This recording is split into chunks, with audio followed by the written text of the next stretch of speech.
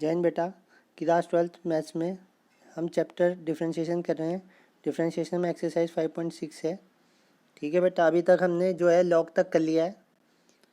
आज हम parametric equations को सॉल्व करना सीखेंगे।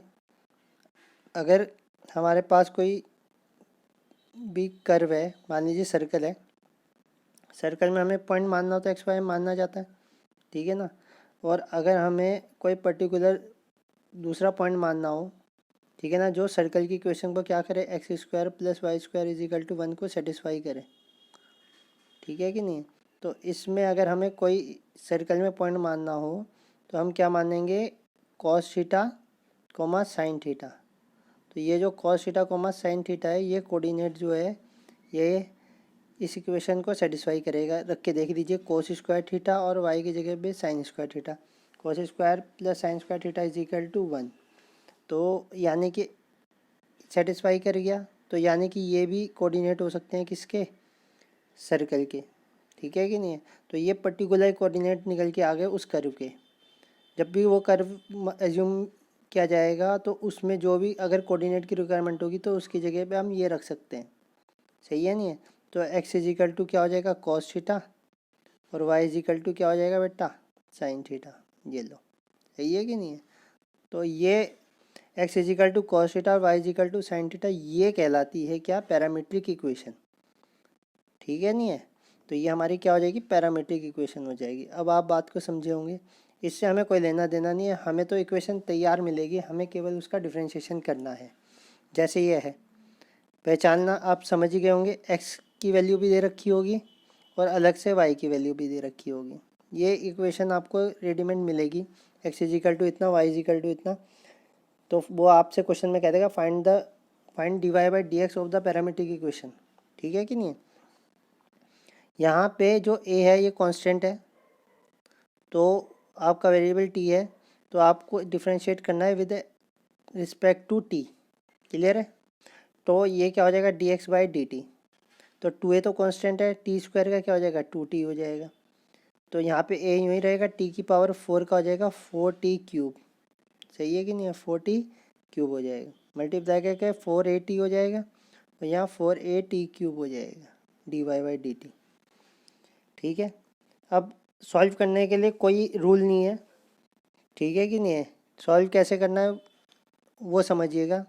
आप चाहे इसे पहले सॉल्व कीजिए, चाहे इसे सॉल्व कीजिए, चाहे दोनों को अगल बगल में सॉल्व कर दीजिए, कोई भी मेथड यूज़ कर दीजिए, एक के नीचे दूसरा टर्म सॉल्व कर दीजिए, वो आपकी चॉइस है, ठीक है कि नहीं है। बस आपको मेन चाहिए d x by d t निकाल लिया आपने, और d y by d t निकाल लिया, ये दो एलिमेंट हमें चाहिए। अब हमें तो चाहिए क्या, d y by d x. तो d y by d x क्या होगा वो समझिएगा, is equal to d y by d t upon d x by d t. D t से डी टी कट गया, d y by d t मिल गया, और d y by d t की वैल्यू हमें रखी हुई है, d x by d t की वैल्यू हमारी रखी हुई है। सॉल्व कर दीजिए, 4a से 4a कैंसिल, टी से T cube cancel, T square, तो टी स्क्वायर हमारा आंसर हो गया, सही है बेटा। तो इस टाइप से ये जो पैरामीट्रिक इक्वेशन है इसे सॉल्व करते हैं, ईजी है, 100% जो है पेपर में आती है हमेशा। ये खास बात है इसकी कि ये ज़रूर आता है क्वेश्चन एक जो है डिफरेंशिएशन में पैरामीट्रिक इक्वेशन का। और दूसरी बात कि बेटा इसको जो है इम्पोर्टेंट बात यह है कि सिंपलेस्ट फॉर्म तक सॉल्व करते हैं, ठीक है ना। इसको बिल्कुल रिड्यूस करना पड़ेगा आपको लास्ट तक, जहाँ तक भी आंसर बनेगा, ठीक है नहीं है। ऐसा नहीं है कि आप d y by d x करके छोड़ दें, चाहे आगे सॉल्व हो रहा हो या ना हो रहा हो, जहाँ तक सॉल्व होगा वहाँ तक आपको करना पड़ेगा, अदरवाइज मार्क्स कट जाएंगे, सही है। इसके बाद नेक्स्ट आ जाइए आप, इसका देखते हैं बेटा कैसे करना है। ये क्वेश्चन है, x is equal to sine t, y is equal to cos 2t। इसका ये पैरामीट्रिक इक्वेशन है, इसका d y by d x find करना है। तो अब की बात, यहाँ पे एंगल कितना है, t, तो हमें t के रिस्पेक्ट में इसे क्या करना है, डिफ्रेंशिएट करना है। तो d x by d t कर दीजिए, साइन का क्या होता है cos t, d y by d t करो, कॉस का क्या हो जाता है माइनस साइन 2t, और फिर 2t का करोगे तो 2। तो यानी d y by d x is equal to, d y by d x का क्या है, d y by d t upon d x by d t. D y by d t की वजह है -2 साइन 2t, और ये हो जाएगा कॉस टी, अब देखिए बेटा, मैंने पहले भी बताया था आपको कि हमें इसे रिड्यूस करना पड़ता है। समझ लीजिए कैसे करना है। अब आप यहाँ पे आंसर छोड़ेंगे तो आपको मार्क्स आधे ही मिलेंगे। -2 तो ये चल ही रहा है आपका। sin 2 का फॉर्मूला इंप्लीमेंट कर दीजिए, 2 sin t cos t, ठीक है कि नहीं है। नीचे cos t चल ही रहा है। अब क्या होगा, cos t से cos t कट जाएगा, माइनस का 4 sin t बचेगा। ये आपका आंसर हो जाएगा, ठीक है। इस टाइप से आप लोग करेंगे तभी जाके आपको पूरे मार्क्स मिलेंगे। इसके बाद नेक्स्ट क्वेश्चन देख लीजिए। ये क्या कह रहा है, x is equal to a theta minus sine theta, y is equal to a 1 plus cos theta d x by d theta. अब की बात थीटा के ए कांस्टेंट है, वो अपने आप देगा आपको क्वेश्चन में क्या कांस्टेंट है। ए तो ये रखिए, थीटा का 1 हो जाएगा, साइन का कॉस हो जाएगा, ए का ए रहेगा।